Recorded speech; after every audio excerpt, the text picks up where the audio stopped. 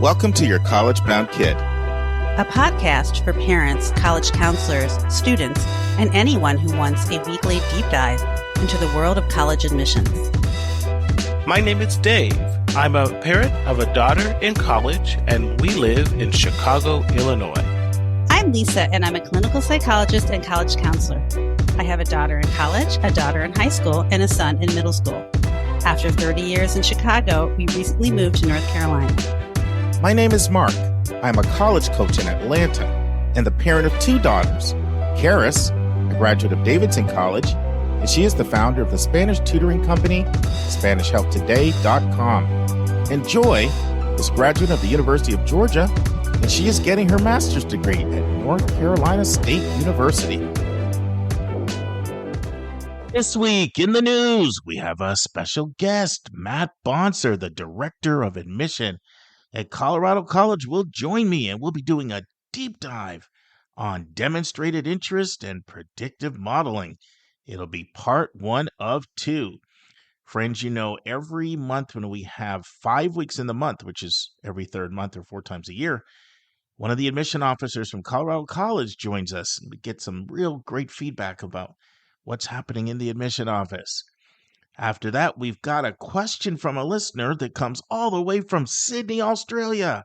Gillian wants to know, why are international numbers so up at American schools? What's going on? How do you explain that? For our interview, it'll be the final part of Lisa's interview with Dr. Newman, looking at his book about thinking critically in college. And for our spotlight, Lisa and I recap our visit to Elon University that happened on the 9th of May. Friends, I'm here with Matt Bonser, the Director of College Counseling at Colorado College. Hi, Matt. Hello, Mark. How are you? Great. I first met Matt on a Colorado College fly-in program about a year ago now. It was fantastic. We got to hang out at the food court and just talk shop. And, Karen and Hillary speak so highly of you as well. I'm really happy to have you in our part of our Colorado College rotation here every 3 months. And just want to thank you first for coming on. Well, thank you for including us and me. I'm excited to be on with you. Yeah, and friends, Matt's actually a podcast listener, so that's like the ultimate compliment for a guy like him to listen. But, I'm actually making an exception. So you guys know we always have an article, but Matt has so much I want to talk with him about that. We're just going to dive in and talk shop. We're going to talk today about both demonstrated interest and predictive modeling, how they're different, how schools use them, what works, what doesn't work. But before we do, Matt, share a little bit about your background for us. Sure. So I've actually worked my entire career at Colorado College. I've been on staff now for, I guess this is my 25th admission cycle or something along those lines. I started in the admission office literally as the person who opened the mail and stamped the received date on applications and paired up recommendations and essays and applications and got them, in paper files with a label and out to readers. So that was my first experience of the admission office. Was really at the time the physical work of assembling a candidate pool. And then as time went on, got a little bit more involved on the recruitment side. And so I've had a variety of roles and responsibilities in the office, all at CC, and I've just seen an amazing evolution, right? We have very few paper files at this point. Thank goodness. I don't have to lug those totes and bins to our homes and read at dining room tables, but, straining my eyes on my laptop now. And you're also an alum. And an alum, yes. No, this has been, I had every intention in coming to CC and moving back to Portland, Oregon, where my family lived at the time, and never quite got done with Colorado and with CC. Have really enjoyed being part of the local community here, but being part of an institution as well that is really intent on reshaping itself over time. I think if it were a far more traditional place that was happy to do the same things in the same ways, I would have been long gone. But the idea that I could play a role in shaping the institution that I enjoyed very much, but not in all ways, of course, and reshaping who we are has been a lovely opportunity. So started off as a student, shifted right into that staff role, and I've been here ever since. Now, did you come from Portland to CC? I did. Okay, all right. I did. So I looked all over the country when I was looking at schools, but realistically was more on sort of a West Coast track. Initially, I had sort of skipped over Colorado. So many of my friends were more focused on the mountains out to the west of us, less around what was going to happen in the classroom. I knew I really wanted that vibrant classroom environment, and a sibling of one of my classmates was back home for a block break and talking about kind of how the academic structure worked. And that just really captivated my mind. I think I would have gone kind of anywhere in the country to get that kind of learning experience. And so it brought me to CC. Awesome. So we're going to talk both about demonstrated interest and predictive modeling. And I can imagine some of our listeners think, well, aren't they the same thing? Why don't you let our listeners know how they're different?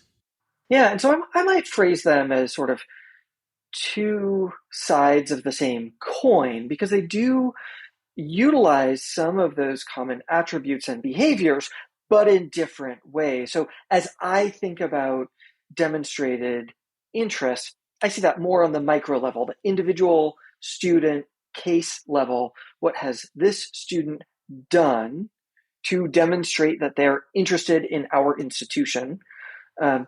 And on the predictive modeling side, it's taking many of those same data points and saying, as an aggregate, if we admit this cohort of students, what is our enrolling population likely to look like?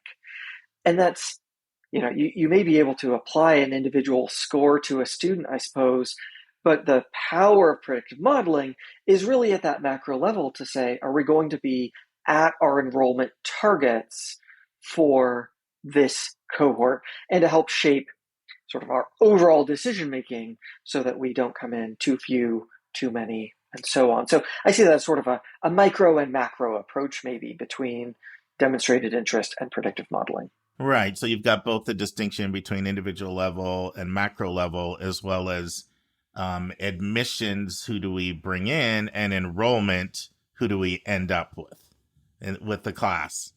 Right, because some of that is more or less predictable.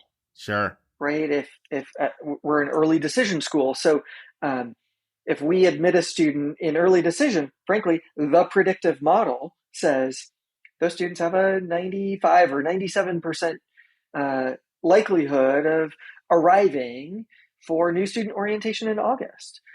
So that's a really simple predictive model in that case. So yeah, it really is thinking at that big picture of, if we admit a particular cohort, then who do we end up with? I want to just go off topic a bit on this, just because I think our listeners would be interested in this. Every school's got their data, the percentage of ED admits that come. You used numbers that I oftentimes hear, 95 to 97. Of that little slippage, we know sometimes it's financial. Sometimes people come back and it's a money thing. I'm assuming that's the biggest reason, but not the only reason, because there's other reasons as well. Do you want to tell our listeners why isn't it 100%? I thought they were committing. For sure. Well, and so as we think about yield, this is the math of admission. We're thinking about, of those students that we admitted in the early decision program, and how many of them successfully enroll in that academic cycle. So as a school that is atypical in the way we approach gap years, we look quite a bit different in that regard. So I think financial is true in a handful of cases each year, but I think much more prevalent is that group of students, for any variety of reasons, who come back to us in an early decision context and say, all right, I've committed, I've fulfilled my ED obligation, and now I'm requesting a gap year so that I could actually come in not in August of 2023, but in August of 2024, because I want to go off and pursue this other pre-professional interest or learn the language or travel or whatever it may be. Those students technically are melting, right? As we think about summer melt, Sure. they're melting out of the 23 cohort. And so they count against yield the way we calculate yield, even though those students will show up in our gap enrollee count in 2024. Yeah. Right. So the math is sort of complicated, but you're absolutely right that financial considerations are significant. And sometimes that is despite families doing all of their due diligence through net price calculators and conversations with our staff about their situation, and as a school that meets need as we define it, that does not always meet need the way the family defines it, right? Everybody has served, their own interests. They've done their due diligence. They're coming in with goodwill and openness that this is all going to work out. And sometimes it doesn't work out. I think the other scenario that we will sometimes see is around medical concerns. Certainly that's been prevalent in the last couple of years to say, I'm not sure that with all of the things that have been going on in my life, whether my own medical circumstances or that of family members, that it's really a positive any longer to enroll in a school that is as expensive as CC is, as far away from home as CC might be, that's as academically rigorous. I might need a little bit more time to make my way through classes, whatever that circumstance might be from a mental health or physical health standpoint, that's not always the best choice as it gets closer and closer to orientation. So that certainly played a role in all years, but certainly in the last few. And I'll share an example of the kind of thing you're talking about from my own experience. I distinctly remember one year, we hit full enrollment, everybody's in, blah blah, you can hit the number, and then all of a sudden we found out this is me in Pennsylvania, boarding school admissions. A student from California got word that his dad had 6 months to live because of cancer. Right. And said, I just want to spend 6 months with my dad. There's a unique medical situation. We all felt terrible. And I remember, my boss saying that it ebbs and it flows. It ebbs and it flows in admissions. You're full one day and then pop all of a sudden. I mean, that's an example of the many kinds of unique medical things that could happen. For sure. Yeah. I mean, students are, especially as a residential college, bringing all of their life with them. And so much of that is amazing and joyful and so rewarding for the institution. And yet we've got to be realistic that there's lots of complexity in students' lives and that college is a stressful place. And it's not always it doesn't always turn out to be the right place or the right timing for students to join us. So we've been in a mode of bringing maximum flexibility to this, that they engaged in an early decision program, for example, in great faith, having investigated CC quite thoroughly, and then ultimately it may not be the right choice at the right time for them, and that's not something that we take personally. It's not necessarily something that students should take personally. In this, you've got to serve your best interests, and we don't want students to be here under any greater duress than they have to be. So let's turn our attention to demonstrated interest. And what I've done, Matt, is just jot down 14 or 15 different ways in which, at least the perception is, I'll put it that way, that this is a way a student can demonstrate interest.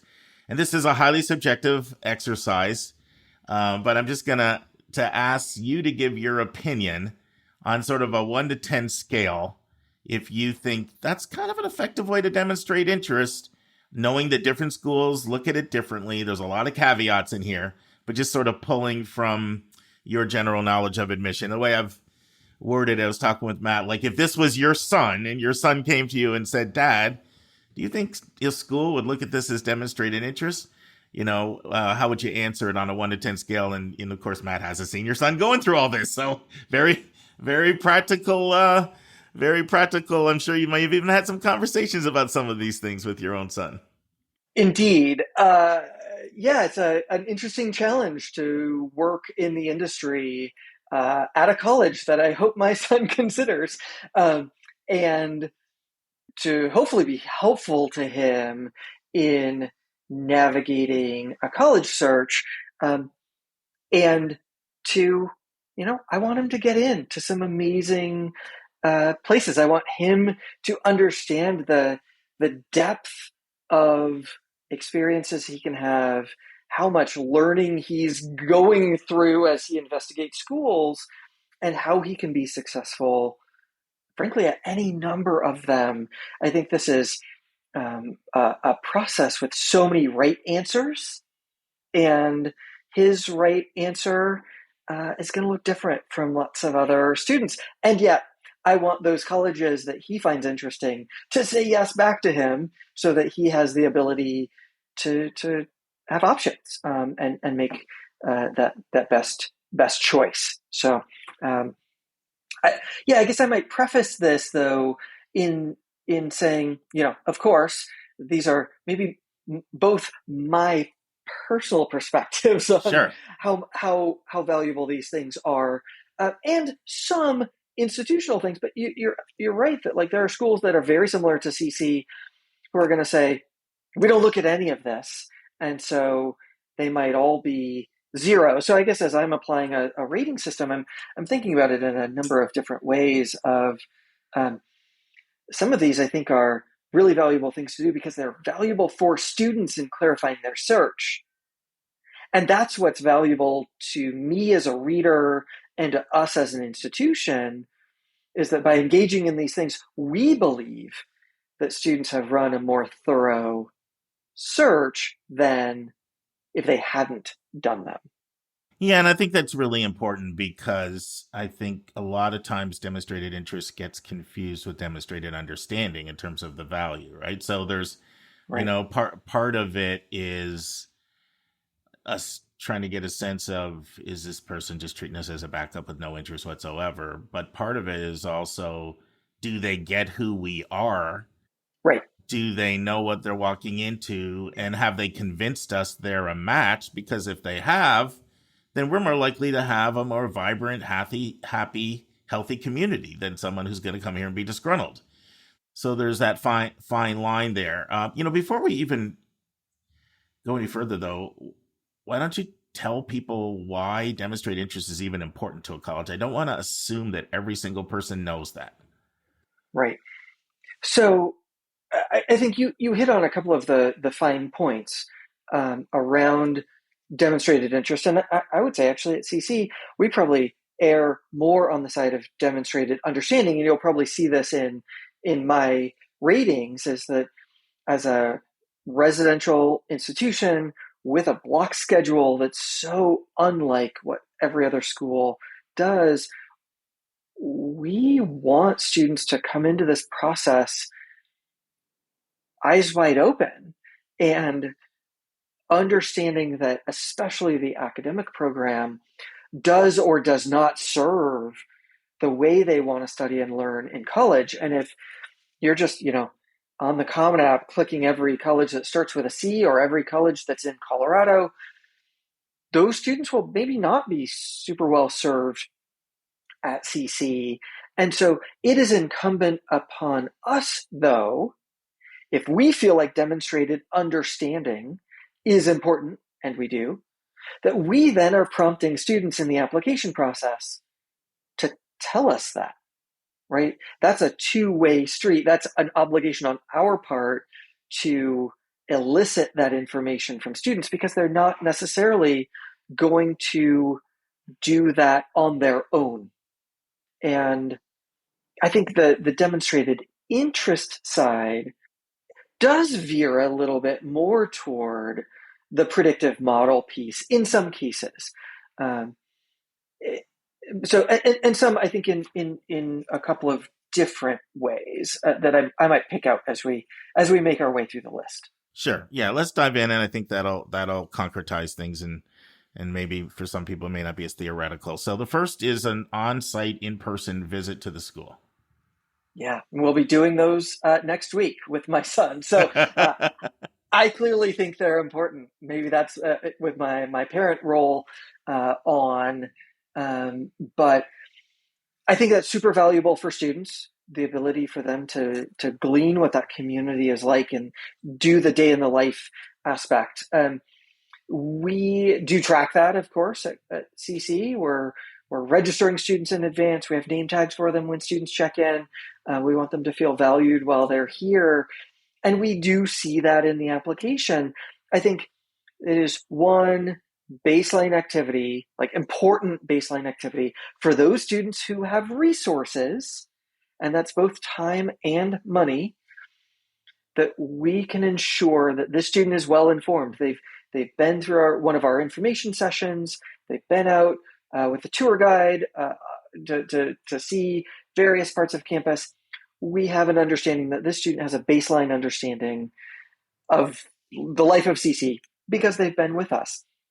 And we know from a predictive standpoint that those students and families who have spent substantial resources of time and money, wow, we must be pretty high up on their list because there's only so many campus visits that you can do, I hope. Right? You don't want to go pro in campus visits, but you do want to get out to a number of schools to see that variety and what really clicks for a student or doesn't click for a student. And so I think that's a pretty substantially important thing, both to inform students, and we see that as, because it requires substantial resources, as a signal that student must be quite interested in us.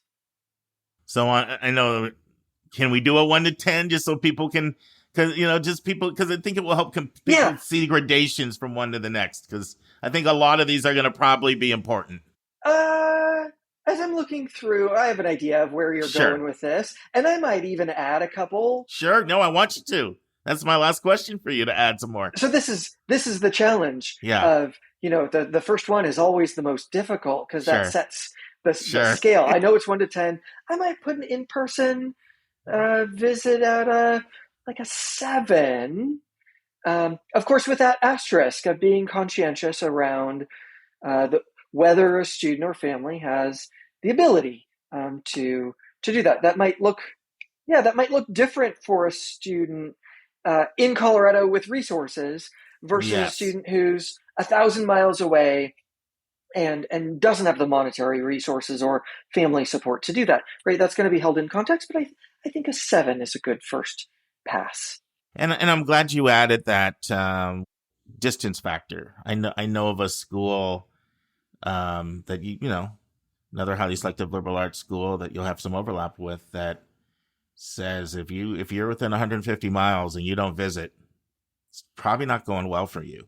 But they would not apply that same parameter to the 1,000 miles away.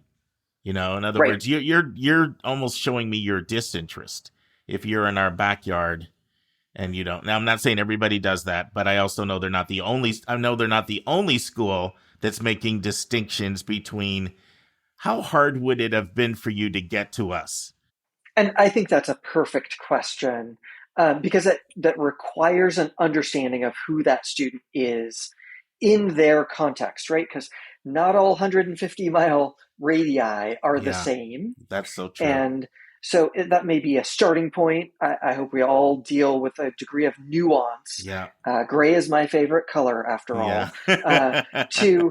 To really understand what does that mean in this student's case. That's a starting point, but maybe not the end point of how they render decisions. No, and I think that's really important. Matt, I started this college fair back when I was at Westtown, and what really prompted me to do it, there was a student, who couldn't get to Princeton, which was 69 miles from us, because of limited resources, no transportation, all of that. And I was also working with another student that was on her 3rd trip to California. Right. And that's when it just really hit me. Well, let's bring the colleges to the students. And I worked with Susan Tree to make that happen. But so good point. You have to put it through there's nuance and context even in all of these. And even having a blanket 150-mile rule wouldn't be fair depending on the financial circumstances a family's going through. So I get that. Next one would be virtual visit or visits, however you want to handle that. Still a very important thing to do, and I think every college does these a little bit differently. I'm going to rate that a little bit lower, maybe a 4 or a 5. I will say we've found the virtual visit to be a really good slice a little bit earlier on in the college search, right? If you've got a list of 25 plus schools, you're not going to visit all of them, of course, but can you afford an hour-long Zoom?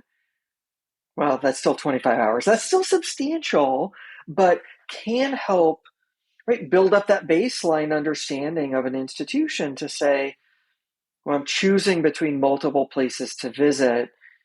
Does this school move up on my list to a real visit? Or is what I'm hearing maybe not quite as impactful? I think on our side, that shows engagement. Students are interested in learning from us, hearing the spiel, engaging with us to ask questions.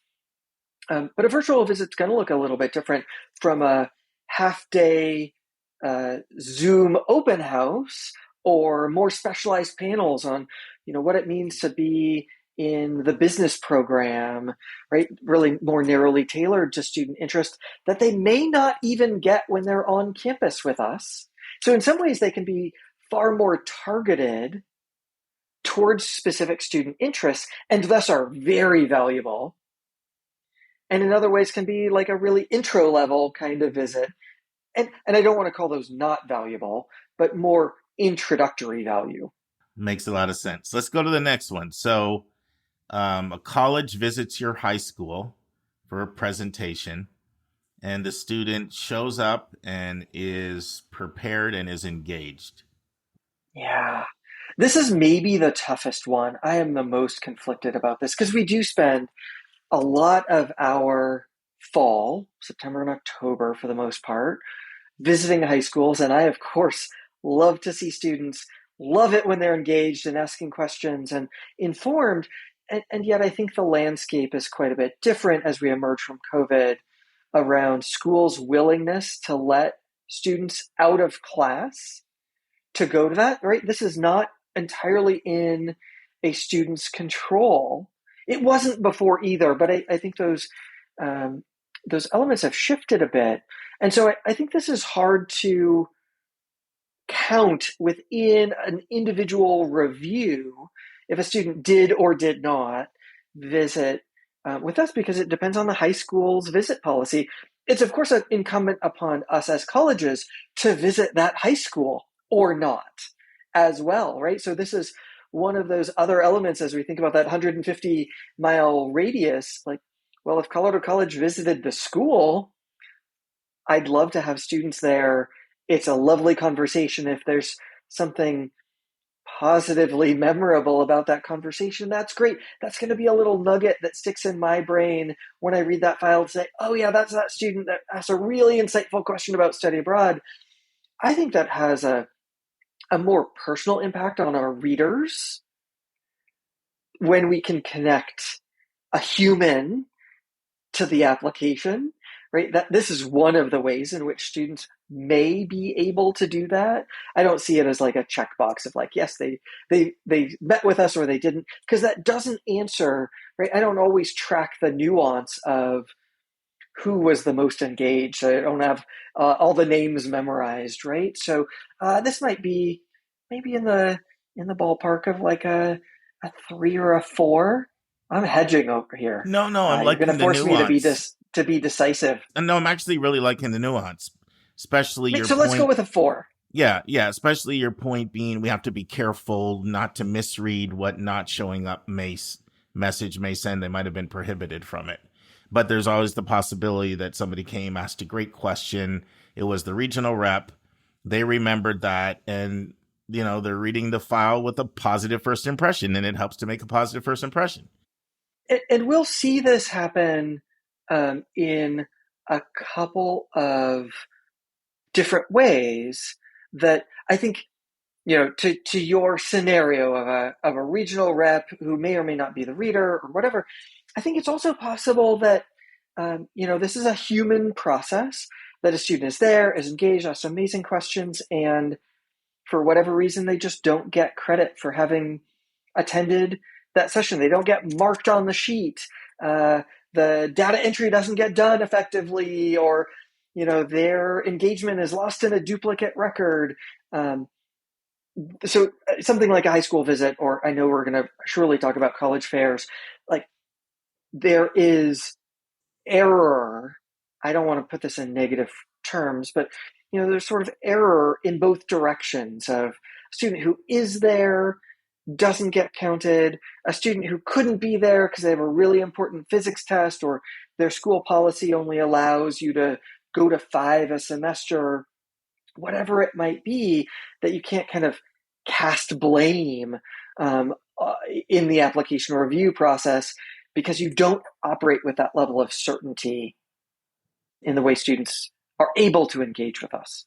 You mentioned college fairs. Let's go there next. So right, you're at a college fair. You got your table. Student comes by, fills out the inquiry card, whether it's paper, electronic, whatever. It has has a kind of any positive, engaging conversation with the admission officer. Right. And I think this is a really important thing for students to engage in those conversations. I know we've got a bunch of paper at our house of college propaganda. Not all of it gets read thoroughly over and over again. And so, those fairs where students are coming to collect information, you hope for the best and that there will be a longer term payoff of our visibility, and that students will read through all of that material and their interest may develop over time, but those conversations are important. And yet we understand that they're fleeting moments. A student may only spend 2 minutes with us asking a couple of key questions because there are lots and lots of students who are asking questions and they don't want to dominate. It's not the intent that they spend a half hour at that college fair table. So it's not built to be a really in-depth opportunity. But still, I think it's valuable to sort of pick through all of these different schools, identify that there are lots of great choices here. So maybe that's in the 2 ballpark. Valuable to engage in those conversations, maybe more valuable for students than for colleges from a demonstrated interest standpoint. But I know colleges are tracking it. Sure. And I do appreciate you constantly coming back to the fact that all of these things, first and foremost, should be part of a student's quest to understand the schools. In some ways, in an ideal way, demonstrated interest will just be a byproduct of you trying to really fully do your research. But we also can't be naive, and people are thinking about how is this evaluation being done, and is this helping me or not helping me? And so I don't want to be naive about that. Let's turn to one that I imagine is going to get some pretty high grades. So for colleges that have college-specific questions, custom questions, essays, short answers, a student, does a really good job at answering that question. Yeah. Or questions. For me, and this may be exposing my bias as a reader, this is an 8. Like, this is one, it's certainly not a level playing field, but it's one area where students can approach regardless of how much they've engaged, virtually, in person, on campus, off campus, whatever their search looked like. If they're giving due time to their application, they can write an essay that reveals how sincerely interested they are in our school, and that you can see that enthusiasm come through clearly. Now, I will say there are going to be some students who are applying to many, many, many schools, and they have a very hard time writing all of those college-specific essays with all of that same nuance. And in some ways, that is the demonstrated interest. They have a wide search. They're not going to be able to write quite the same specific enthusiastic essays because their search is far and wide. Those students who've run a somewhat narrower search, who may have engaged entirely on their own, on websites, talking to alums in a way that we don't know about, we don't have awareness of, can still tell us how sincerely interested they are. So this, for me, is a big one. Cool. You open the emails that the school sends to you. Somewhere between a 0 and a 1. I'm loving this nuance because this is helpful, I think, for our listeners to sense the gradation and sense things that matter more than others. And, people are saying, hey, I can just click Slate and see if people have been, and see that as a sign of engagement. And do you think the 0-1, it reflects your thinking, or do you think that reflects, I think my colleagues mostly feel the same way if I were to interact outside the CC community? There may be a few that might bump it up a bit, but I guess I would be surprised if there are other higher ed staff who would rate it beyond a 3. I guess here's what it does or doesn't tell you. When we see, we know that there are a variety of email clients out there, and not all of them report back to Slate, which is our database, that email has been opened. We know there are some students who are opening email and our record is incomplete, right? We're not effectively tracking that. And we know that because sometimes we get replies from those students. So we know they've seen the email because they replied to it. And yet our database doesn't show that they ever opened it. Well, how can that possibly be? We know that we're not tracking everything. And I guess, I've got Gmail for my personal account, and I click on emails all the time. Opened does not mean read, digested, processed, persuaded. And so opening emails is a really quick, cheap thing that doesn't really prove that I'm engaged, right? It's an artifact of the email client that you're opening. So I guess it beats if you're truly not opening emails. I guess I might argue to students that you should unsubscribe and tell colleges that you've moved along, that demonstrating your disinterest can actually be really important. Oh, that's important. We can say that again, man. I don't want people to miss that. Demonstrating your disinterest can be really important. I think so much, frankly, of the way we think about our inquiry pool is that we accumulate inquiries over the course of a recruitment cycle. And yet I think it's every bit as important for us, and by us, I very much include students, to say, no, I'm actually no longer interested. You've fallen off the bottom. You don't need to spend money sending me a view book this fall. Email's relatively cheap, doesn't really matter either way, but that no, I am for sure not going to apply to your school. Simplify your inbox. Let that college move along. Let yourself move along. If you really know that school's not going to be on your list, let colleges know. I think that's a helpful and healthy process to, right? You are shrinking your college list as you go from the investigative process to the application process. I think it's healthy to let schools know that and unsubscribe from those. That's a really good thing for us to realize, they're not opening because they're not coming to our school. That's a good thing. Let's talk about an optional admissions interview. The school provides an optional admissions interview, virtually or whatever, whether a student chooses to sign up for it or not. Well, I think there's multiple steps in that, right? So signing up is one thing.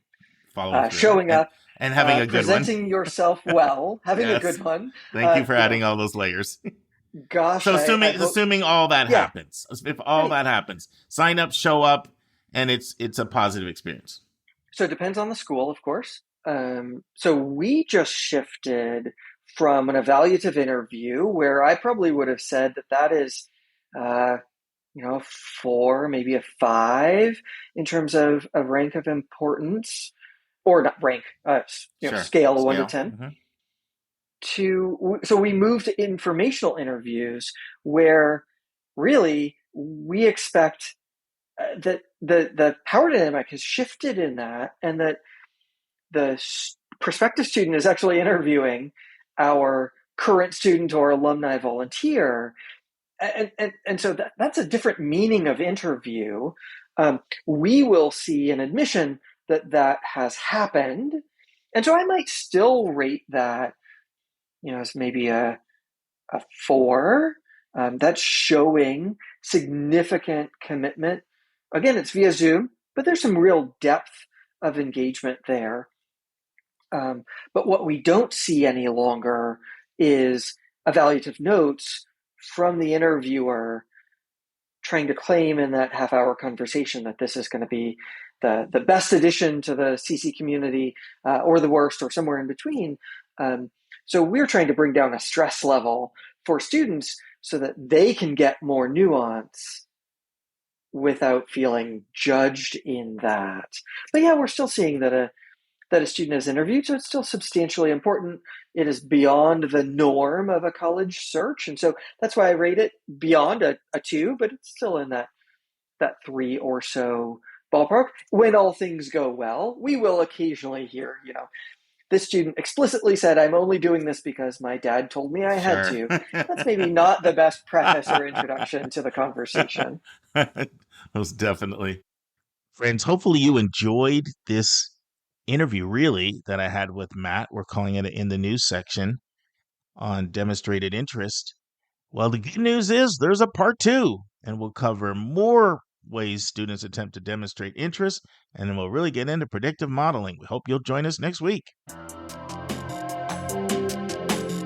And now it's time for a question from one of our listeners.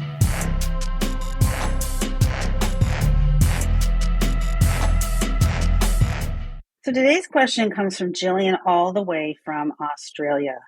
And she is a college counselor, and she has a question. Good morning. I'm a counselor in Sydney, Australia, and I love your podcast. I love the insights that I gain for counseling our applicants interested in studying in the US. I recently read the Common App report on first-year application trends to March 1, and on the key findings, number 4, it says that the number of distinct applicants residing outside the US increased at nearly triple the rate of applicants in the US, 55%, since 2019-2020. I'm wondering if you have any insights on that. It just can't possibly be because it's gone SAT optional. And I'd love, if this is in your realm of discussion, if you could offer some insights, because I have parents and students that are puzzled at how seriously competitive it has jumped since COVID. Thanks very much. Hope you have a great day. Yeah, and the thing, Gillian, with this question, so yeah, you're seeing this 55% increase in international students since 2020, triple American. No, it is not about the test optional process. There's a couple things going on here. One is COVID. COVID really created a lot of restrictions for travel that really decreased the international population. The international population had been surging for years. And then if you look at the numbers, it dipped off. And COVID played a really big part with visas and not wanting to leave for home. And so that's a really big thing. And now that we're starting to get post that, you're starting to see a lot more of a resurgence in international students. In fact, a lot of people think that is one of the biggest reasons for the numbers overall being up in the last little while. And the other thing is the Trump administration was really seen as hostile. Yeah, gotta love it. Yeah. They made it hard for students to come. To get visas. They made it hard to get student visas. So it was both intentionally making it hard to get student visas and then people not feeling it was a welcome environment and and so to me, those are the two biggest reasons why numbers had subsided for a while, and then they're now, starting to surge and rebound again. Anything else you want to add to that, Lisa?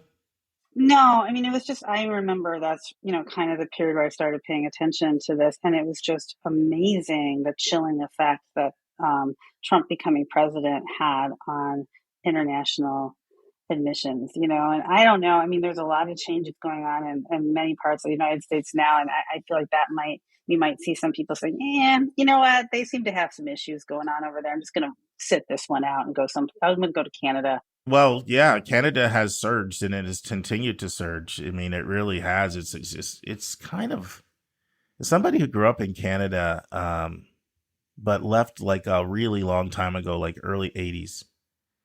I actually can't believe how much the country has changed. It is really, Canada? Yes. Like Canada, when I grew up in Canada, it was very white. Now like the Asian population is really large. Like there was a large Asian population in Toronto and in Vancouver and places like that. But Canada's been incredibly welcoming to immigration, and both student visas and other things. And it's just completely changed the country. And they're very happy about it. Like they're like, now they do have a lot of, what do you want to say, like talent tests to get in, like, you know what I mean? Getting in the country. Like a lot of times you do have to have a skill, unless you come in through the student visa. Come in through a student visa, you can work, you can stay. But anyway, this is not about Canada. We've done other podcasts on that before. But we know that we're asked about it a lot more from Americans. That's for sure. Yeah, I just think that, America is rapidly changing. It keeps rapidly changing back and forth too. And so so it feels, as an American who lives here, it feels rather unstable. And I can't imagine somebody from a different country looking at that and be like, oh yeah, no, that doesn't seem like a safe bet.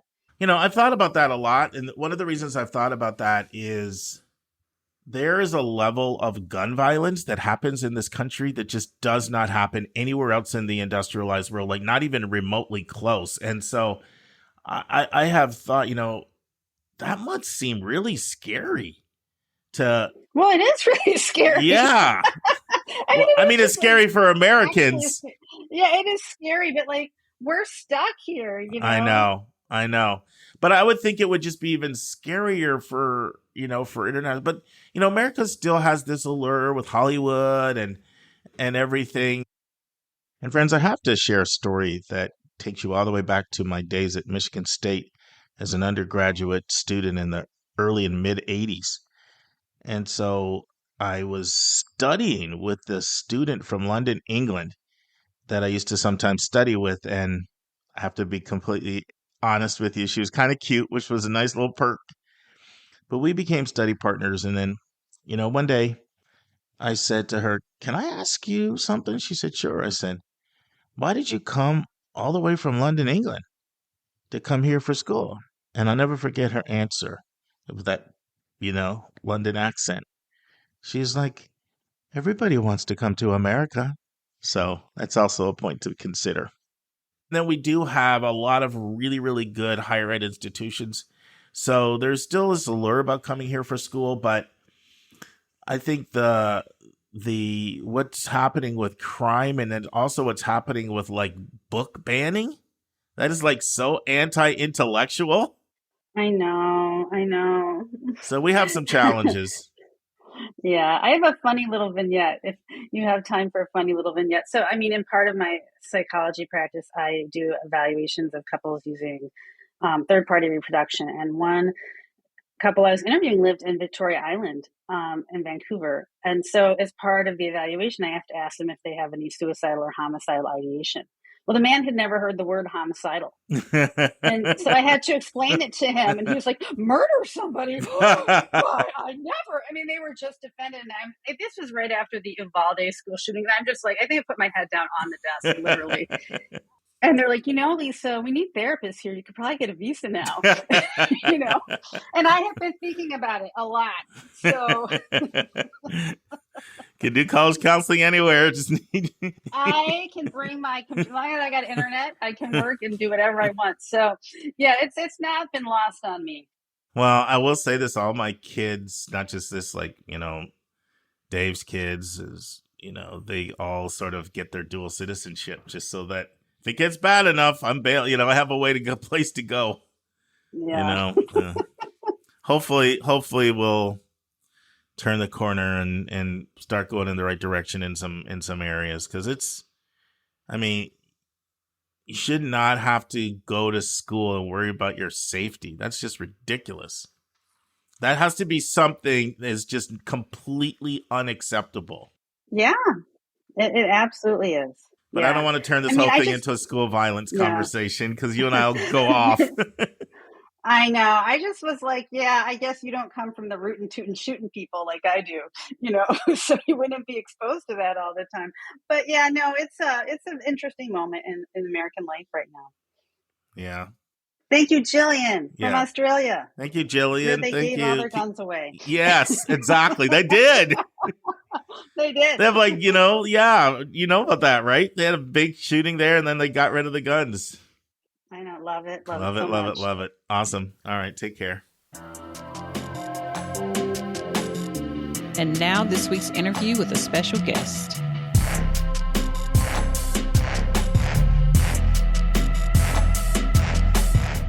Friends, we'll have the final segment of Lisa's interview with Dr. Lewis Newman on his book about the importance of thinking critically. So you bring up, you talk to these Stanford students, and of course, I'm sure you spent a lot of years talking to Carleton students. So how do you find the two institutions to be different from each other? And what kind of student do you think would excel at each school? Well, they're very different from one another to start with. I spent a much longer time. I should acknowledge first, I spent a much longer time at Carleton, 33 years versus 6 years at Stanford. So obviously that's a big difference in my perspective on the two schools. And more importantly, even maybe I was a faculty member at Carleton. I was an administrator without faculty status at Stanford. And that too gave me a different relationship to the institution. So with those caveats, that context to keep in mind, I would say that, Stanford is it's on an entirely different scale. I would say it's a more intense place. As your listeners no doubt know, most difficult schools in the country to get into. So Stanford is a much, much larger institution. It's a much more complicated institution. It's also a much more selective institution. Carleton is selective, sure. One of the top liberal arts colleges in the country by any measure.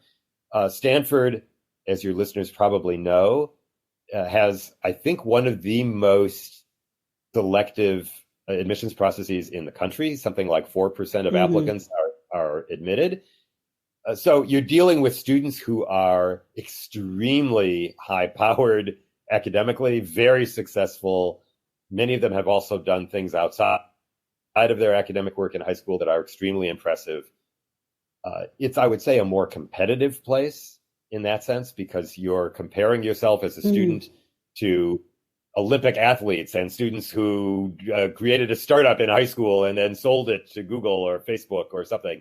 You're dealing with a different kind of student often who has done maybe more exceptional things. And so there's a lot more of that sense of, I need to keep up with the kid who lives down the hall from me, or my roommate even.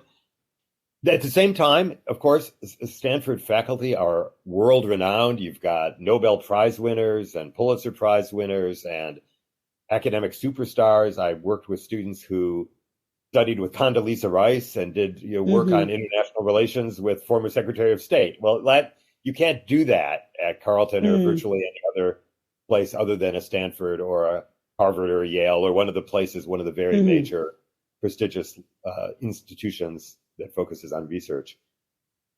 I would also say this is partly because of Stanford's expertise in computer science, and also partly, of course, because it's located in the center of Silicon Valley. But there's much more of a STEM focus to students. A very high percentage of students at Stanford are majoring in engineering, and of those, a very, very high percentage major in computer science of one kind or another. So that's another factor. So, Carleton, by contrast, it's smaller, it's more intimate. Your faculty are not as famous. They're probably, with a few rare exceptions, are not world-class researchers. but they've probably spent a lot more time thinking about their courses and about teaching and about the time. They spend probably more time on average with their undergraduate students than a typical Stanford faculty member would, because they're getting rewarded for being outstanding teachers as opposed to getting rewarded for the research that they do or the research grant money that they bring in. And Stanford is quirkier. Stanford used to say that there was Really? I'm saying Stanford. I beg your pardon. Carleton is quirkier. Oh, that makes more sense. Yeah, Carleton is quirky. There's again a famous sort of quip that may be true, it may be mythic, I don't know. That some Carleton student was once asked, "What's a typical Carleton student like?" And this person responded, "A typical Carleton student is somebody who would be offended at the notion that there's such a thing as a typical Carleton student." And there's something to that, there's a way in which everybody kind of takes pride in their quirkiness and their individuality. So I don't know. Those are just some of the differences in the institutions, in the cultures of the institutions, in the kind of educational experience that a typical student, there is such a thing as a typical student, that a typical student would have at each institution. As you might be able to tell, I loved my time at Stanford. I had wonderful colleagues. I had wonderful students that I worked with. But I was a faculty member. I had a different relationship with Carleton, and I spent much longer there. I was shaped in a way by my experience in a small liberal arts college. I came to love that kind of education and that kind of institution. But I was also aware that students had opportunities. There were students who came in, and as first year, freshmen at Stanford, they were doing research with doctors in the medical school on really cutting edge research, things you couldn't do at a small institution like Carleton. So there are pros and cons. And I would encourage your listeners to think clearly about how they most want to use their undergraduate experience, because research focused institutions and small liberal arts colleges are just very different in a lot of ways. And you're going to get a different kind of education, a fine education in both places, just a very different. Just very different. Yeah. No, that's you really great. Having gone to the University of Chicago, which I imagine, likewise, it's more like Carleton, faculty, I think. Yeah. People who, famous faculty and opportunities to do research with them, perhaps, but a different kind of environment than a small place like Carleton, especially a small place like Carleton in a rural setting. I imagine that Carleton would have been is more supportive than I experienced at the University of Chicago, because there are just fewer students and the professors have closer relationships with them. And I think that's really important. But, at the University of Chicago or Stanford, as you say, there are amazing faculty that if you are interested in research or working with them, they're there. And hopefully you can do it. So kind of just, I guess each student has to figure out what's most important to them. Absolutely. Just by way of one example, at Carleton, they had a policy, and I think it still exists throughout my time there, that students who had a dining plan could take a faculty member to lunch for free anytime. So the college picked up the faculty members, the cost of the faculty members' lunch if you ate with a student in one of the dining halls. And so I used to say it was mutually beneficial, right? Exactly. I used to say to students, my very first day of class, my opening spiel with students included a lot of other information. And I would say, and by the way, contrary to popular opinion, there really is such a thing as a free lunch, at least for Carleton, and you can give me a free lunch if you're willing to take me to the dining hall, and I'd be delighted to be invited to lunch with you someday. And that's, again, it was a way that the college encouraged that kind of close relationship between faculty and students that was, I think, was really valuable for a lot of. Oh, that's brilliant. That's absolutely brilliant, because it's, the students don't have to pay for the professor. It encourages them to be, to get to know them. And for professors, like, who doesn't want their lunch paid for, right? It's not like you're making zillions of dollars as a college professor. So that's important. Every little bit helps. So that's fantastic. Let's take a break to learn about Mark's recommended resource for the week.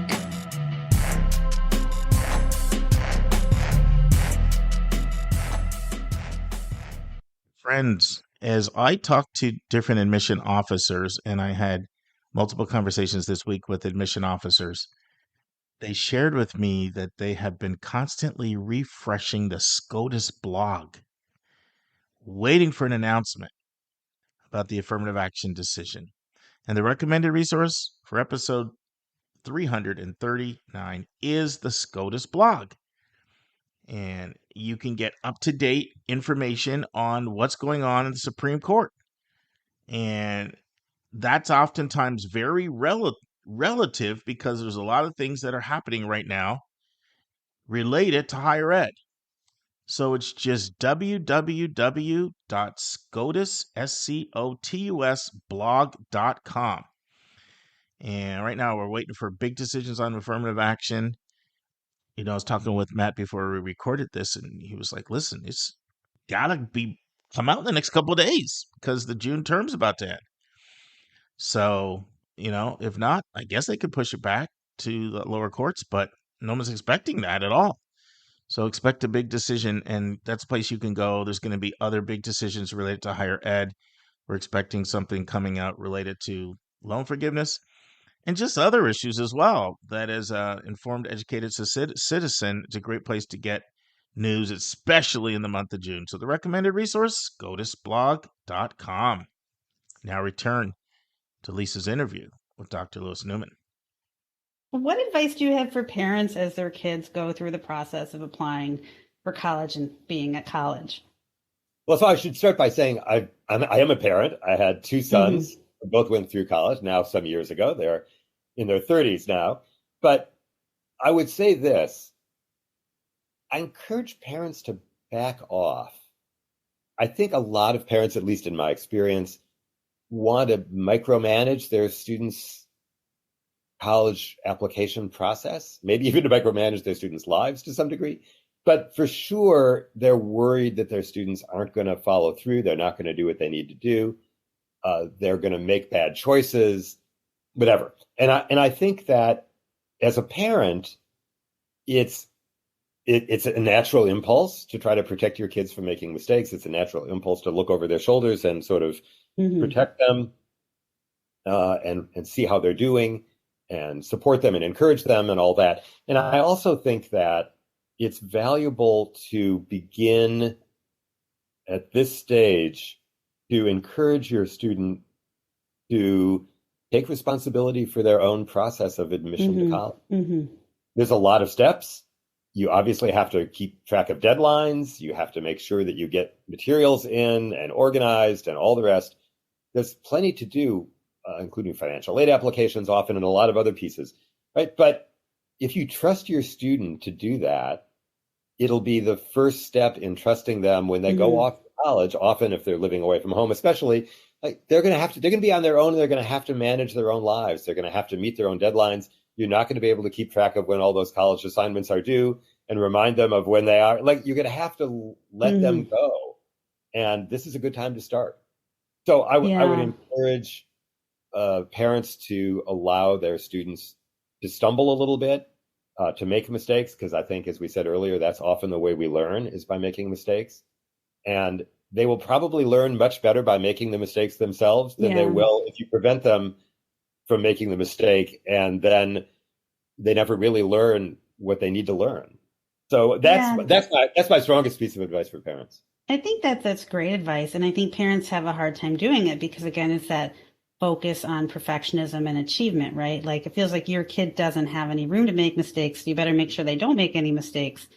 And obviously that won't even work because they will find other ways to make mistakes because they're creative. But, I think it's that tension. Like, I feel like in the way our culture is set up right now, we're not giving people the chance to just be human beings, make mistakes, learn from their mistakes.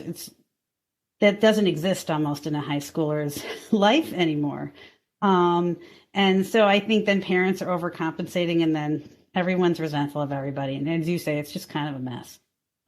So very good advice. And I hope we can all keep that in mind. And I'm pointing at myself. I want to be clear. It's not easy out there. No. I understand that. Having been a parent, it is not easy to let go. And that's that's a part of what I think is happening as we move through this transition. It's a huge transition for our children when they go off to college. It's a huge transition for us when they go off to college as parents. Right. And so I encourage parents, whenever I had the opportunity to talk to them, to really let go and do your best to let them stand on their own feet and make their own decisions and make their own mistakes if need be. Right. No, that's fabulous. Well, as you may know, no guest on your College Bound Kid gets away without being put on the hot seat, where we ask you random questions in an effort to get to know you in a different light. Okay, I'm ready. Go ahead. My first question to you is, where would you like to travel to that you haven't been able to go to yet? What's on your bucket list? Wow, that's really interesting. There are a lot of places. Truthfully, my wife and I were just talking about this, and we are planning a trip actually to one of those places that neither of us has been, which is Ireland, late this coming summer. I've been to Scotland, I've been to England, I've never been to Ireland, and I have a sense that there's a lot to learn there. It's historically really interesting and a beautiful place to travel. So that's one place on my bucket list. I've also never been to India, which is another place I would love to go sometime. Again, partly because of its religious interest to me. Yes. But beyond that, I think it's just a place with extraordinary history and architecture and art and all that. So those are two of the places, I guess, on my bucket list. Well, those are two great places. I've been to India. I've never been to Ireland. My oldest daughter has been there twice because her two different choirs took her there. So I've paid for 2 trips to Ireland. I just haven't been able to go yet, but it's definitely on my bucket list for sure. And India is like an amazing and overwhelming, incredible, and, in some ways terrible place for people who like quiet. But it's definitely a must visit kind of country, I think. All right. So what kind of books have you been reading lately, and what kind of book would you recommend that our listeners pick up, something that's like meaningful to you? Interestingly, my wife and I also just had another short vacation, and I often get around to reading things that are not professionally things that I want to read for my own professional development on vacation. And this time I picked up a book by John Meacham, the historian and Pulitzer Prize winning author. This book is a fairly, maybe not his most recent book, but one of his more recent books anyway, called The Soul of America. And I thought it was a wonderful book. It talks about the struggle in our history between kind of the forces of fear and the forces of hope, as he lays it out. He talks about the roles of different presidents in different eras and the ways in which there were different kinds of threats or imagined threats that we faced, and the struggles that we had to sort of, I think the subtitle is something about the angels of our better nature. In any case, it's sort of trying to make the case that even though the country has gone through many eras in the past of sort of being pulled back toward prejudices and nativism and discrimination against minorities and so forth, that in fact there is another side of America which has always come out ahead ultimately, which is to be more inclusive and more generous and more compassionate, and to really live up to the ideals of our founding. Well, if a question about whether these were really the ideals of the founding fathers. Ideals of the ideals. Our ideals of their ideals, anyway, of the founding of the country. And in that sense, he makes a case for being hopeful about the future of America. I should probably read that book. I could use a little dose of hope from time to time. It's so interesting because I think, up until very recently, I just had this like sort of naive American view that everything's just going to get better. It's just going to keep getting better. And I mean, it probably will in the long run, but it's like progress is always like a curly Q, I think. And sometimes it goes back, and hopefully it's on that upward trajectory, most of the time. But it just was kind of shocking to me, midlife, like to realize that. So, well, that's what I found really interesting about the book, is that he is hopeful, but he's not naive. He's very clear about all the forces that hold us back from realizing, the full potential of American ideals about freedom and justice and so on. Anyway, that was my most recent. All right. Well, that sounds like a very excellent suggestion. So now let's say for whatever reason, you could not be in academia, you couldn't be a professor, you couldn't be a dean. What other career would you do? Well, that's interesting. I thought about that at various times. This one is maybe a little bit of a fudge of an answer, but there was a point at which I was in my last years at Carleton. As I said, I was a full-time administrator. I was one of the associate deans of the college. And by that point, it was pretty clear to me that I didn't really want to go back to full-time teaching. I had my faculty position. I was supposed to go back after a 3-year stint in the dean's office, and I was reaching the end of that time and realizing that I was really ready to quit teaching. I'd loved it, but I was now really hooked on thinking about big administrative and institutional questions, and I wanted to go on and do other things. And I started applying for jobs, and as deans, other places, because the only dean's job at Carleton I could have had was my boss's, and she wasn't leaving, so I couldn't apply that job. So I started looking elsewhere, and I kept trying to get jobs and kept not getting them, actually. And so I began to think about, well, what would I do? And I started thinking about nonprofit administration, particularly college access work, those organizations that support first generation and low income students to get to college and then be successful once they're there. And I found that work really inspiring. I had a lot of opportunities to work with gen students at Carleton. And so I began to explore those options, and that would have been another career path. Last minute, this job at Stanford opened up, and I applied, and I was fortunate enough to get it. But that was one possibility. But I think even if I hadn't gone into that exactly, I probably would have tried to use my administrative skills to do some other kind of nonprofit administration work, because basically what administrators do is solve problems all day. And I find that somehow, addressing problems, figuring out how to get people to work together to help solve them was something I enjoyed doing. And at the end of the day, when you could solve a problem, it sort of felt like a win. And that happened often enough. I felt like it was a really satisfying kind of work. So that was, that's great. That was the direction that I was headed in, I guess. Yeah, I have always thought that, and this is a much less elaborate answer than you have, that if I wasn't going to be a psychologist, I would want to be a chocolatier, because chocolate makes people happy instantly. And what I do takes years. And so then I actually ran into a chocolatier.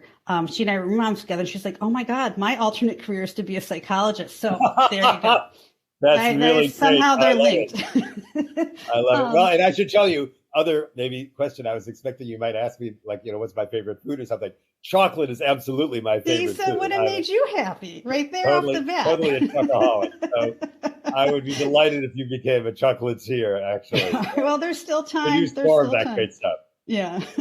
Well, so thank you so much for coming on the podcast. This was, you gave us so much amazing information, and I know it's going to be so helpful for our listeners. If they want to pick up a copy of your book, Thinking Critically in College, The Essential Handbook for Student Success. Now, you said it's out now. Where can they find it? They can find it wherever they buy their books, on Amazon or Barnes & Noble, or the site called Indie Pubs, which is another book-selling site. Or just go into your local bookstore if you have a local bookstore that you use, and ask them to order it for you. It's available, and so you shouldn't have any trouble getting it. Well, that's great. And I know whoever gets this book and reads it is going to really benefit from it. And so I appreciate so much that you wrote it, and also that you came on our podcast to talk about it. So thank you so much. And, this was amazing. Thank you so much, Lisa. It's been a pleasure talking to you.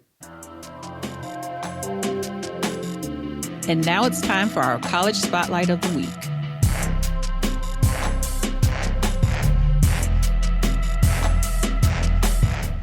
Well, this might be a first, Lisa, a college spotlight from a parent as well as a college counselor.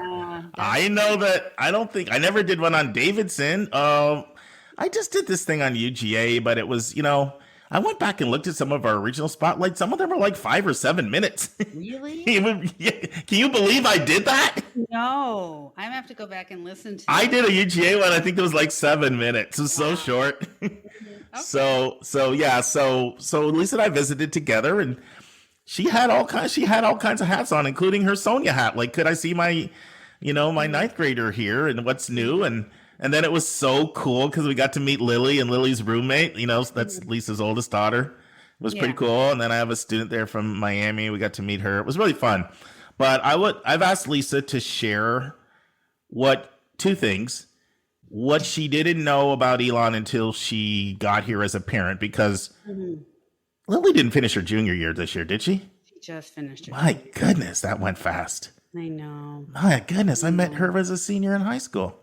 So yeah, so she's been a parent for 3 years and lives an hour away. And I'd love for you to share those things, because that's always one of my favorite questions to ask any student. What did you not know until you got here? And then if there's anything you picked up on this tour, that I'd love for you to comment on that. And then I'll give some overall thoughts and comments as well. Well, I guess the first thing that I wanted to say is that the information session was exactly the same as it was when we first went in 2019, which was surprising to me. Yeah. That the video was the same. I think that movie is excellent. It was created. They had just come out with it, and it was some graduates of the cinema and television arts major that had produced that for them. And as you could tell, it's very arty, but I thought it was really good. I did not like the session after it was over. And one thing that Elon does that I really love, and I don't know why more people don't do it, they send you a survey afterward.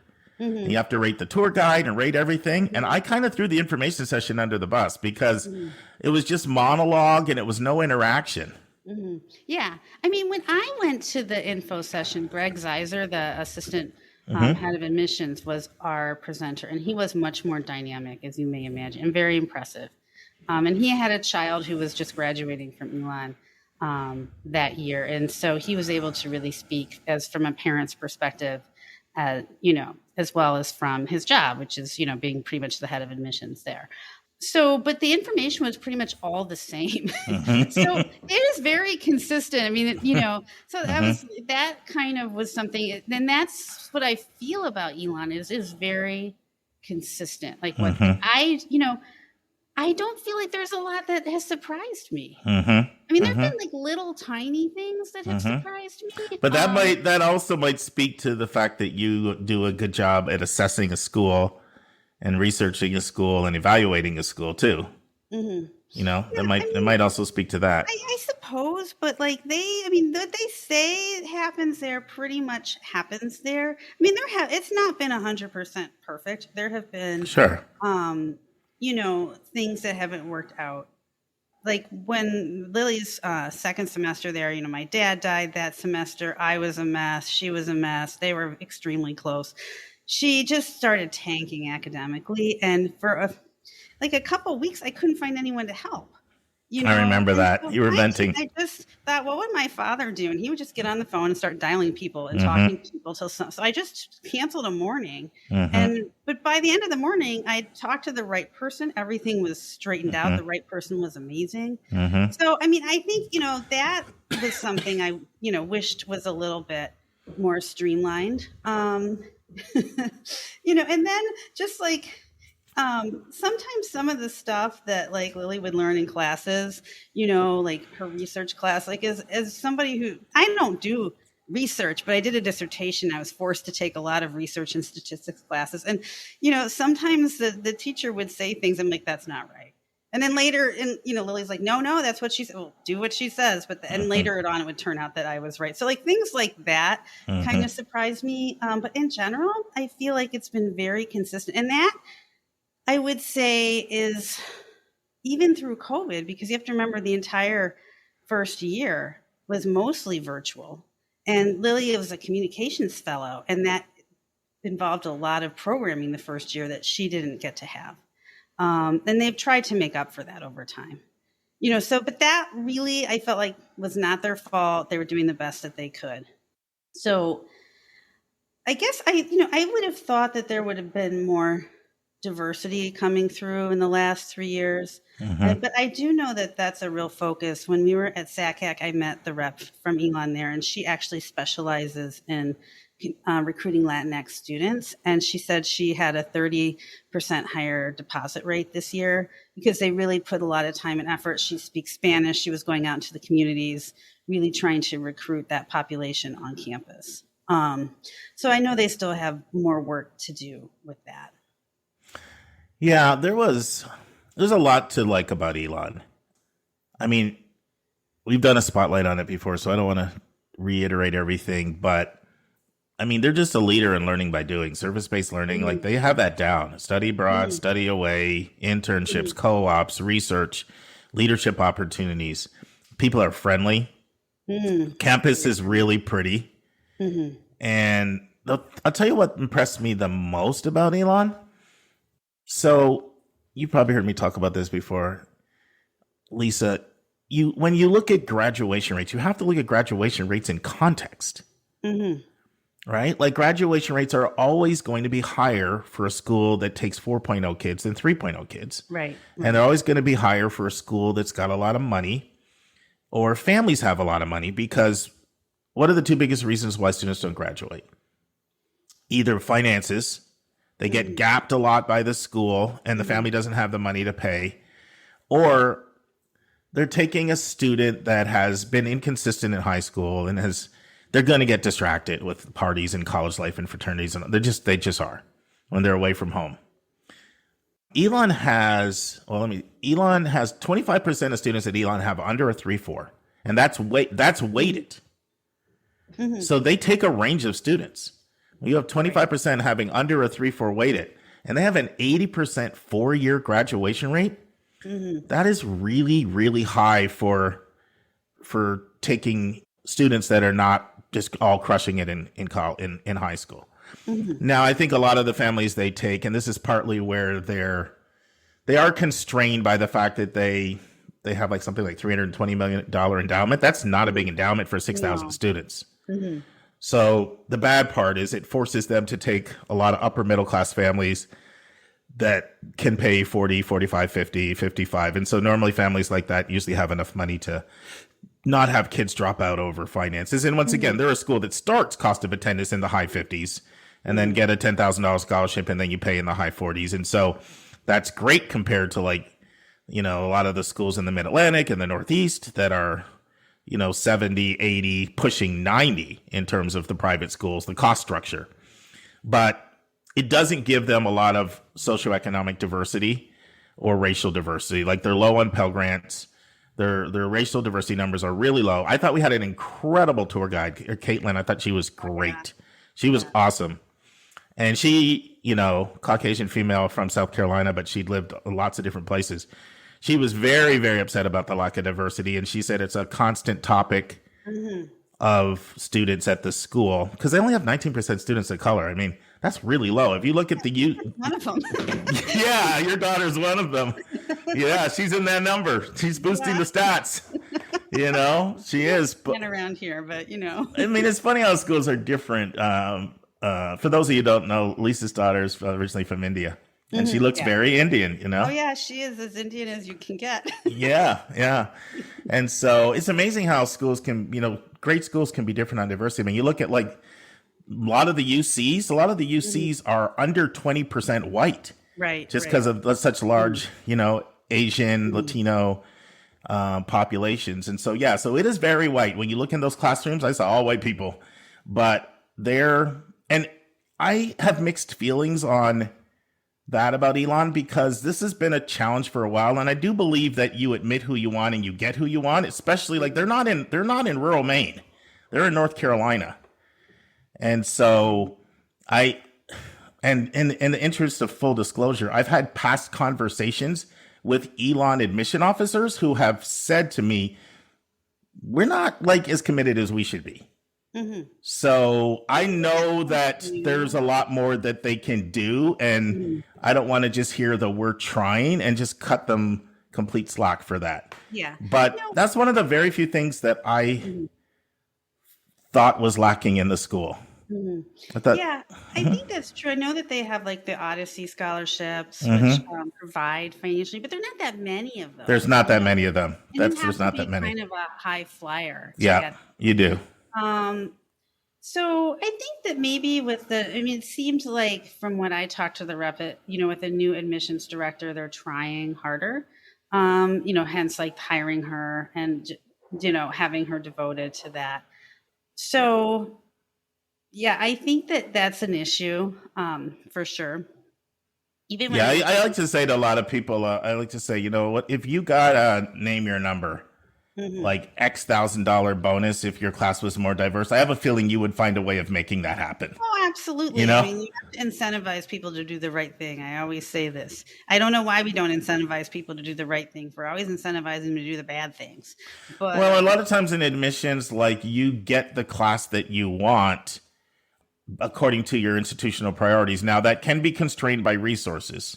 Mhm. So I do cut them some slack because they're not working off a high endowment per student. So I Right. understand that they're going to need to they can't afford to have large Pell numbers Mhm. like a place like, Emory can, just Mhm. because, Emory's sitting on $7 billion. Right. And And so I give think some more resources. I know that Elon reaches towards, New Jersey and Connecticut and New York and those kinds of states. But just like the Jonathan at High Point said, it's hard for them to compete for North Carolina students, and particularly North Carolina students of color, because top line at North Carolina school for us is going to be $25,000 as residents, and it's just it's hard to compete with that, especially if you don't have gobs and gobs of financial aid. Yeah, and also you remember the history in the South is that usually black students go to HBCUs, Mhm. and you have so many leading HBCUs in North Carolina. Right, right. You have like 5 or 6 really prominent ones, so that's partly a factor for black students. Mhm. But still, there's state is like 30% black, so that's No, there's I still know. plenty. There's not everybody wants to go to an HBCU, and there are plenty Mhm. of people Mhm. that have money to afford Elon too. So Mhm. I just don't think that honestly, I don't think they've been as committed. And Mhm. I've had a past admission officer tell me we're not that committed. So I've Right. had it No, from that's what inside, and I see it in the yeah. numbers. So I think that's a weakness. Now, one Mhm. thing that I did notice, so Elon has been drawing from the Mid Atlantic for a really long time, like New Jersey, New York, and we never said this, I don't think, High Point, but those are their biggest states too. Yeah. And you get it when you work there. There's a lot of money and there's not that many schools. Most people want to leave the state. And like you said, Elon's 24% North Carolina, but it's tough. It's tough for them to go up against Mhm. the in-state schools because of the fact that North Carolina's got really generous low-cost tuition and generous funding for in-state students. So I Mhm. get that. But one thing that I noticed is they have way more kids from New England than they used to. Yeah. Yeah. I mean, first 3 tour guides were Massachusetts. I mean, they just really, really moved into New England and not just the Mid-Atlantic. It had been a very heavy, like, North Carolina, Virginia, New York, DC, Pennsylvania, New Jersey, and Connecticut as well. But now it's like the whole New England. I think that, which is, an attestation to it. And 2 of the last 3 years had someone from Illinois go there. So I see them expanding their reach. Mm-hmm. Mm-hmm. Yeah. And it has a lot to offer. I mean, it really has a lot to offer. So we don't think we never did at High Point. We forgot to do it, but hopefully it was implicit. Talk about like who we would recommend for High Point. I think hopefully it was implied, but we should probably do that for Elon. Mm-hmm. Why don't you start with who you would recommend, and then I'll say who I would recommend. It's probably the same, but I think the thing about Elon and why it's popular is it can accommodate a lot of different kinds of students. I completely agree. And so, I mean, you don't get admitted to a major. You can pretty much major in anything you want except nursing. You have to get admitted to the nursing major. And they admit a wide variety of students. They have a lot of different activities. They just really can accommodate. Like I can put it on a lot of lists really legitimately because it has things that a lot of students would want. So I think let's talk about what some of those things are, because I agree 100%. So if somebody wants warm weather, you've got warm weather. Yeah. If somebody wants like a private school with small classes and access to professors, but they don't feel like paying $85,000. They'd rather pay $45,000 or maybe 50. Like they can get that. If you want a beautiful campus, you can get that. They have fantastic communications program that can stack itself up with like the best of the best. The best in the country, and I've looked at a lot of them. Quite honestly, they have everything there, and the professors are really, really skilled. Yeah, so they've got unbelievable communication. I think they've got very good business programs too, and a lot of really good business majors. Then there's also versatility. They may not be a powerhouse in engineering, but they have engineering. It's starting, it's new, but they're building it. It's getting bigger. So they have that. You've got, if you want the beautiful campus, you've got that. If you want friendly students, you've got that. If you want support for learning differences.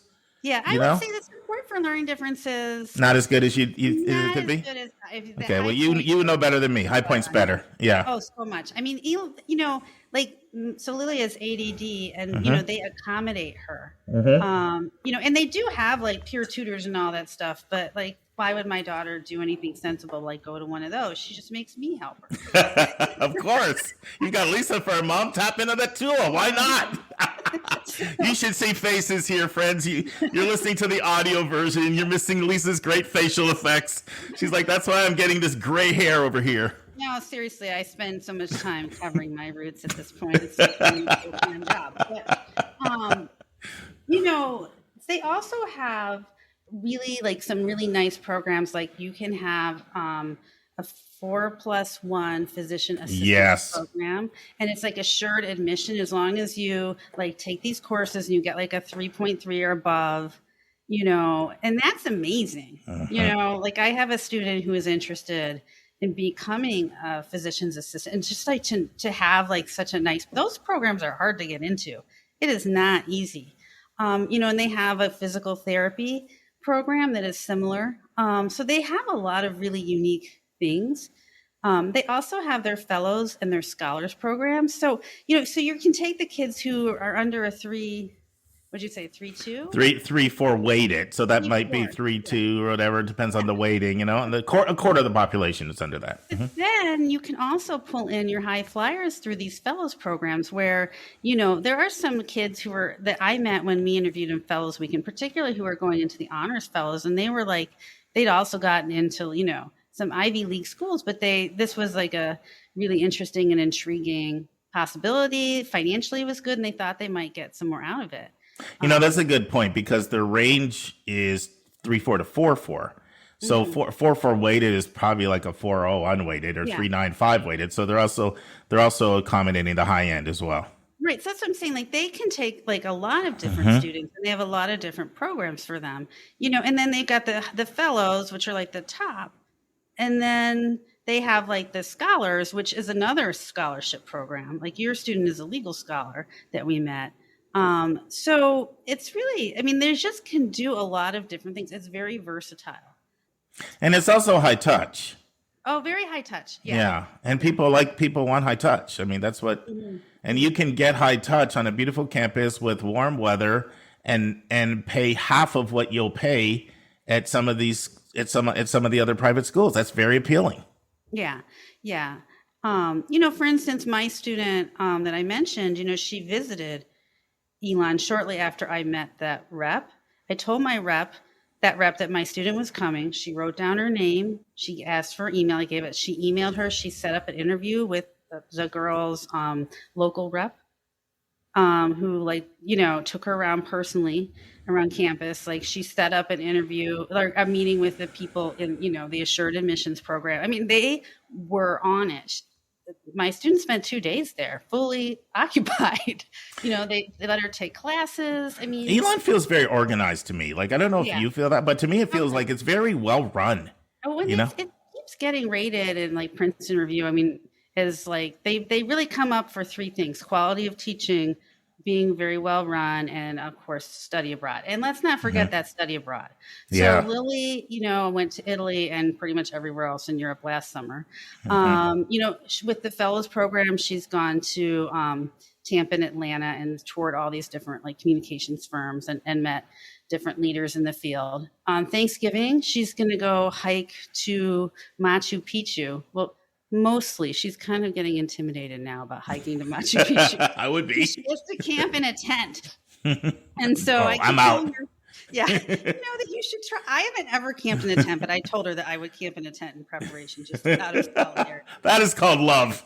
Well, I like hiking. I like being outside. So maybe if I could just push myself into the camping. My brother is a very experienced camper, and he has 33 acres. So he told me he'll take me camping like outside his house to start. Wow. That way. Well, I remember you like going down to the Appalachia region for a while and doing some of that stuff. I'm my happiest when I'm outside. So, and then she's going to go over January. She's going to Vietnam. Wow. I mean, and she has not even taken all the opportunities to travel that she could. So, I mean, she'll have been on 3 different continents with Elon. So question for you, because I think we've given a good summary here. I don't know. I'm sure you probably know this. Elon and High Point are athletic rivals. Like, that's the rival. Yeah. So even that the schools are different, I really see how they would have a lot of overlap with applicants. Do you see that or not? I mean, it's interesting because after the interview, I went back to Elon for some reason or the other, and I was sitting around in Lily's apartment talking to her and her friends, and pretty much almost all of them, except for us, considered both of those schools. Yeah. Toured them, applied to both, were accepted to both. See, I would expect that because, for one, they're almost the same size.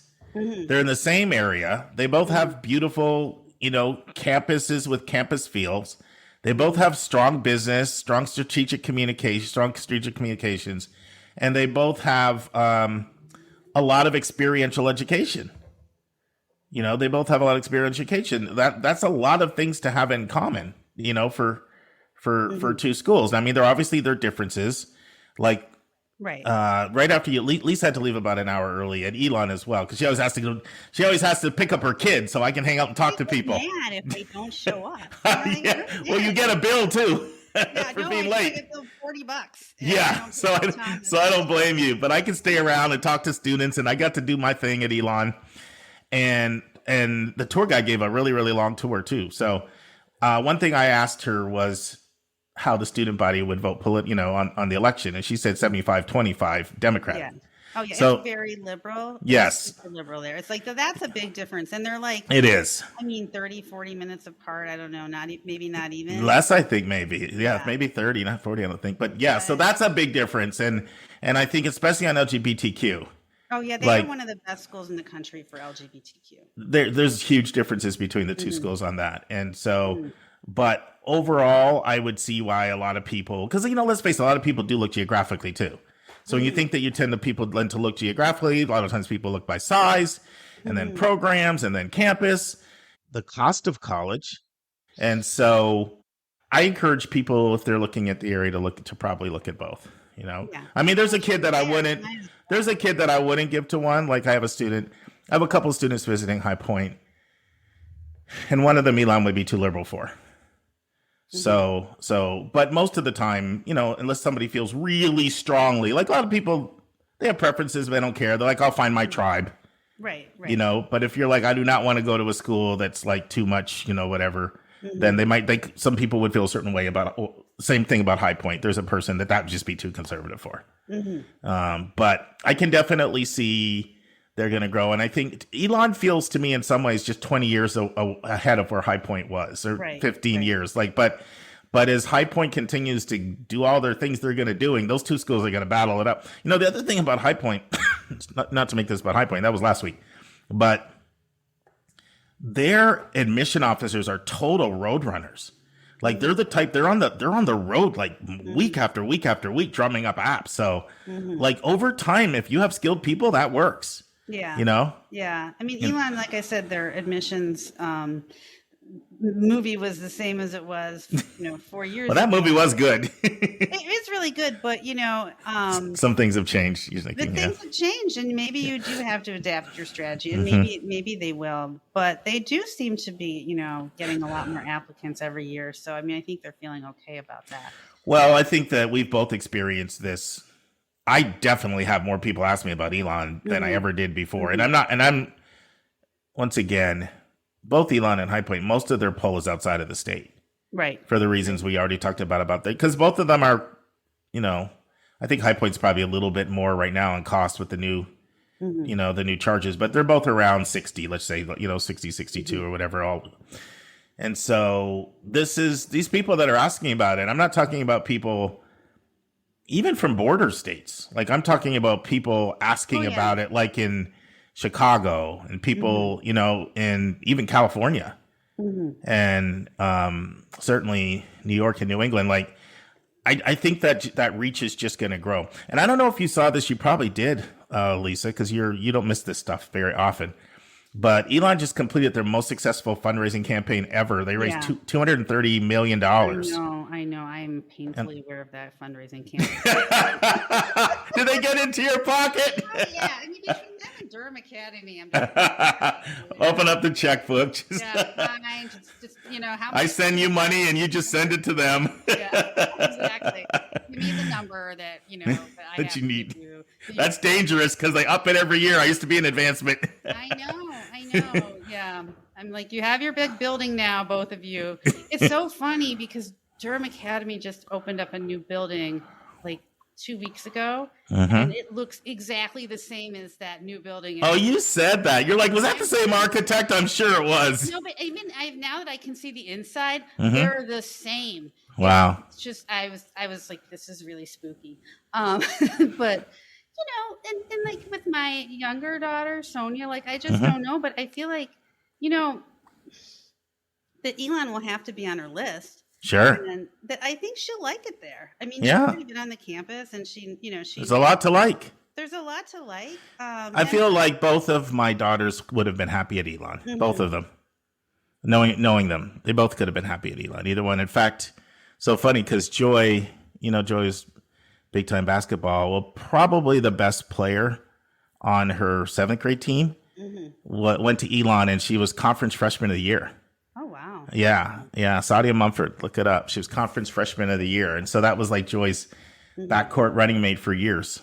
So anyway, little fun fact. But thank you for that. Nice to get parent feedback, parent perspective, parent reflection on a really good school. And I felt like, I feel like you were really balanced. I mean, obviously you love Elon, but we're trying to be, let's see, people see all things in these. And we're not trying to, our goal is not to market the school. Our goal is just to try to paint a realistic picture so that, if you're listening out there, if you're a college counselor, you can understand it more. If you're a parent, you can maybe get a little more insights if you're deciding whether to visit or to research it more. Yeah. I mean, I just think too, like this is my first kid going to school. So as a parent, I'm just learning, but there are a lot of things that I just never knew could be problems that are problems at other schools that people tell me. I'm like, wait, what? That happens? Because that's just never happened to us. We would never think about that happening. Which is good because a lot of people would say once you get up really close, you see all the warts. Right. And I mean, I'm not saying they're not warts. And I think that, if you talk to the staff at Elon, they'll tell you that things are not perfect and there are warts and that there are things that they could do better. But it seems to be, pretty smooth in how they run things. And I would say probably the same at High Point too. By the way, they both have really good food too. Yeah. According to when I was interacting with people, they both. It's really good. Yes. I didn't get to see the High Point food, but the one place I never got to go, I don't know if you know this, Lisa, but after you left, there are these 2 little restaurants in downtown Elon that are both opened by an Elon grad. One is a taco place. Oh, I've been to the taco place. And the one is 2 doors over. I can't remember that.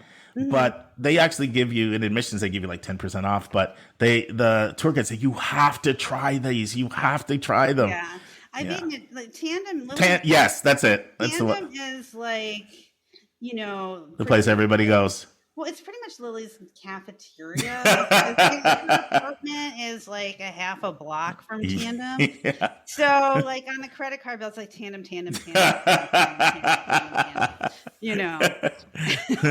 I figured you would know. Good stuff. Yeah. Awesome. We'll see you next week. All right. Thank you. Thanks. Friends, on Monday's episode, Susan and Lisa will continue with the final part of their response to a question that was sent in on help for students with special needs. And Lisa will continue her interview with Dr. Irina Smith about her brand new book, The Golden Ticket, A Life in College Admissions Essays. And friends, I'm going to close out my podcast for the next 10 weeks with something I did in the book I wrote, 171 Answers to the Most Asked College Admissions Questions. What I did was I picked 10 of my favorite admissions quotes. And I'm going to just share one a week with you for the next 10 weeks. So here we go. One of my favorite admissions quotes I'm starting with right out of the gate. It's from Robin Mamlet, who's had a lot of roles. She was over Swarthmore's admission office for a while, and Lawrenceville boarding school for a while, and Stanford University was her last most prominent role, where she was the former dean of admissions. And this is what Robin Mamlet says that I love. Here we go.